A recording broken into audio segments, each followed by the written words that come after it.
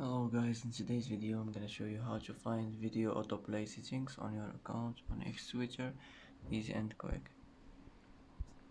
First click on your profile and click settings and privacy, and now click accessibility, display and language settings. Now click accessibility settings, and here you'll find it, video autoplay. Here you can manage it if you want, and that's it for today. That's how to find video autoplay settings on your account on X Switcher, easy and quick.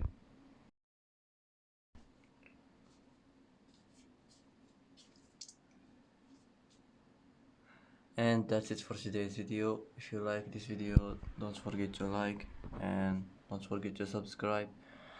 I hope this video is helpful for you, and thanks for watching till the end, and see you in the next video.